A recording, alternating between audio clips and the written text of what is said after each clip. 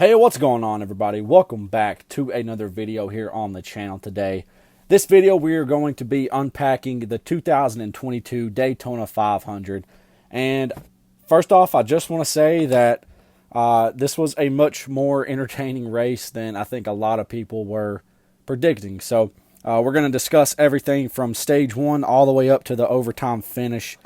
And we're going to talk about some other things, sprinkle it in throughout. Well, first off, I just wanted to talk about the broadcast for a moment, and I'm not trying to rag on Fox at all, but, I understand it's a big event, and, millions of people are watching, and it's the biggest event probably and, if Fox doesn't have the Super Bowl, then the Daytona 500 is arguably probably their biggest sporting event of the season.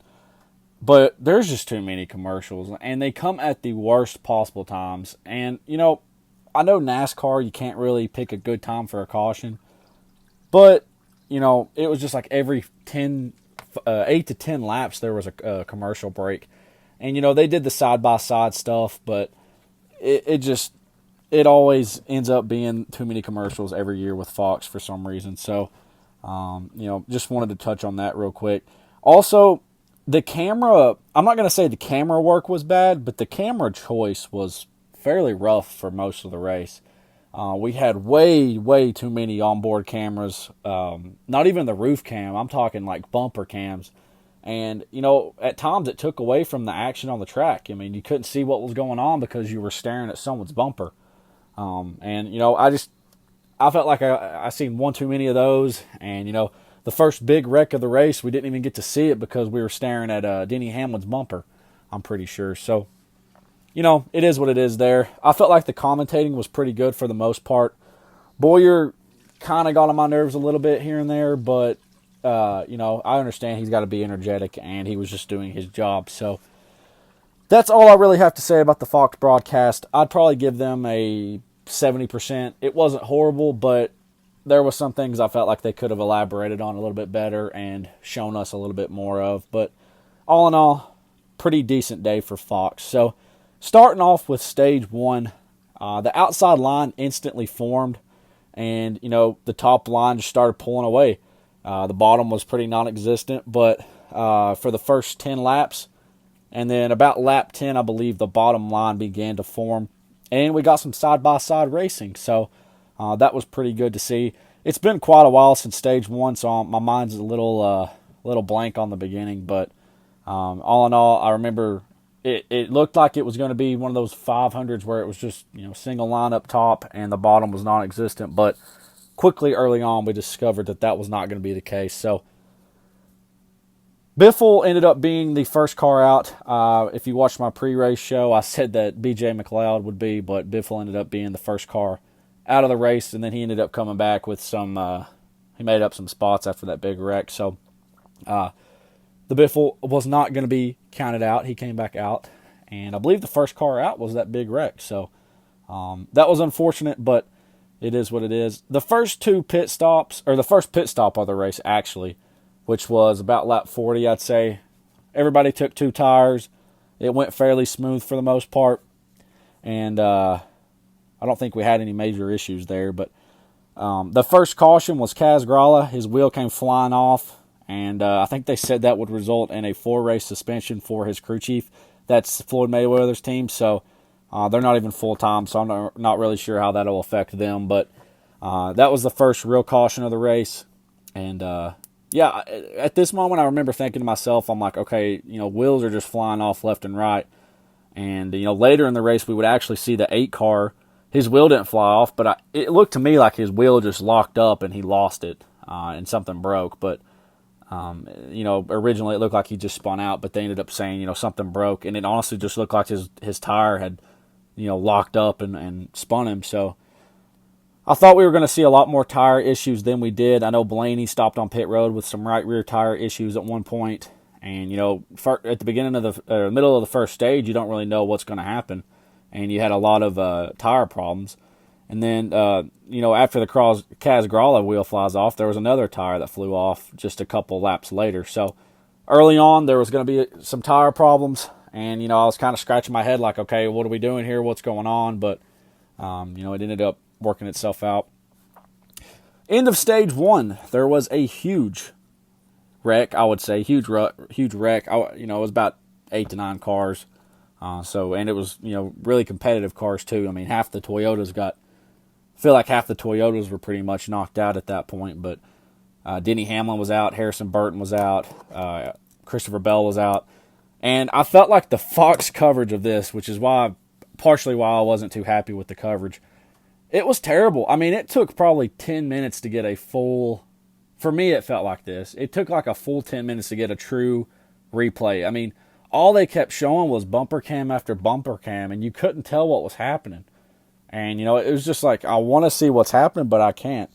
And, that kind of rubbed me the wrong way, but, maybe I'm just being a Debbie Downer there. But, and speaking about that wreck, I don't really think it was Brad's fault necessarily. I think the 21 was squiggly for the most part. At one point, Chase Elliott was pushing him, and he was moving around. And then, I think the 19 was pushing him and he was moving around. And then eventually I looked at my buddies beside me and I said, give the 21 a couple more laps and he's going to be, in the fence.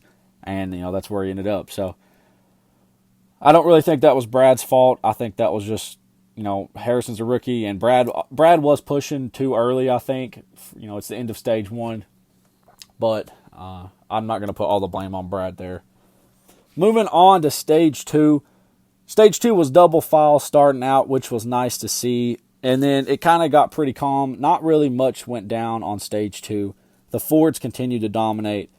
And I think once they came to pit, midway through the stage, Chase Elliott had some problems. He stalled out on pit road and was not able to get going. So he lost he actually pitted with the Toyotas for some reason, and then he lost the pack. So kind of ruined his stage 2.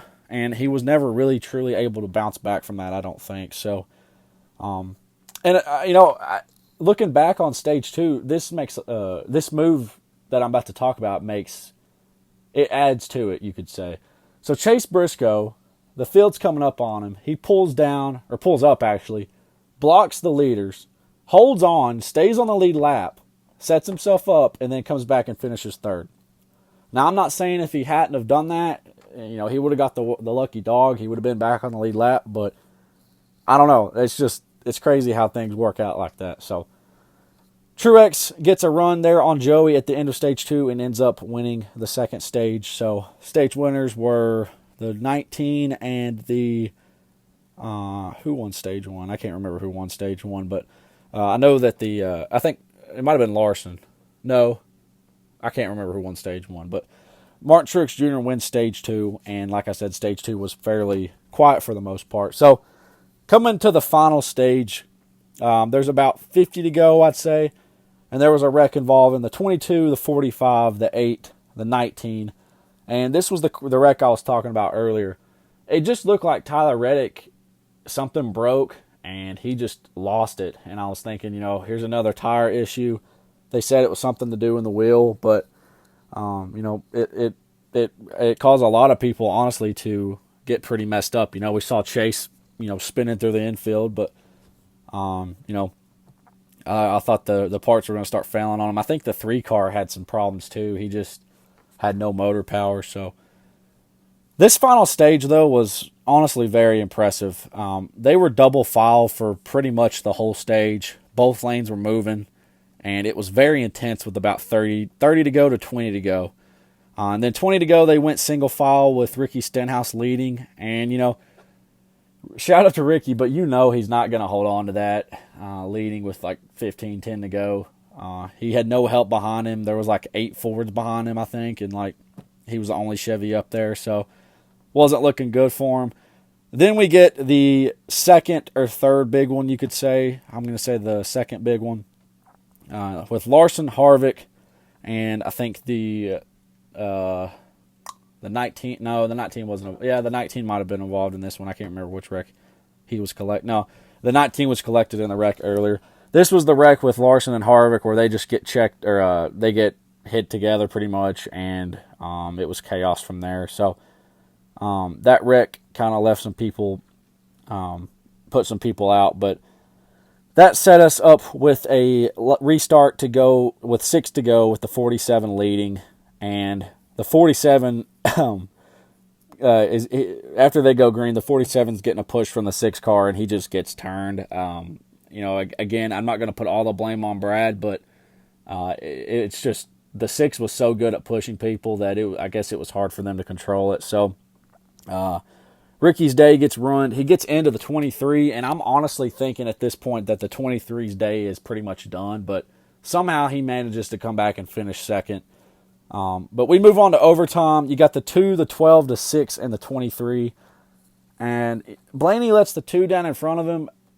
I'm scratching my head at that move. I know that he's probably been told to do that by the higher-ups at Penske, but, at some point, if you're Ryan Blaney, you finished so close in this race so many years, and, at some point you got to take what's yours. But even then, when he's coming to the checkered flag, Blaney just waited too long to pull out. I felt like if he would have pulled out a second earlier, he would have had a chance. But, that's just a tough judgment call. He wasn't completely clear because the 6 car was still there. And then Cedric pretty much runs him in the wall and then cuts down and clears off the 23. But, you got to do what you got to do to win the Daytona 500. So, I'm not knocking him for that. But, my pick was Blaney, and he was so close all day long. And, it is what it is. But shout out to Austin Cindric in his first career start, full-time start, I should say. First race in the 2 car, and he gets a Daytona 500 trophy. So, for right now, it's looking pretty good for Ford. But, they got that news coming out, I think, this week about the tire or the wheels that they were speculating on. So we'll get more news about that going forward. But for right now, Penske is a Daytona 500 champion this year, and Austin Cindric as well. So, shout out to Austin Cindric in his first start, getting the Harley J. Earl Trophy. Ryan Blaney gave it all he had. And so top 5, we had Austin Cindric, Bubba Wallace, Chase Briscoe, and then I'm not sure who finished 4th and 5th. I know that was the top 3. So I think Blaney finished 4th. But so all in all, this Daytona 500 was actually pretty entertaining for me for the most part. I thought it was a really good race. And I'm looking forward to seeing what these cars can do going forward. I don't think they should tweak the package at all. I think it was one of the best super speedway races we've had in a long time. So shout out to NASCAR for getting it right this year. And so let me know what y'all thought about this Daytona 500 down in the comments section below. That's going to do it for me. Reach up there and hit that like button and subscribe if you want to see more. Thank you all for watching. Y'all have a great day, and I'll see you all in the next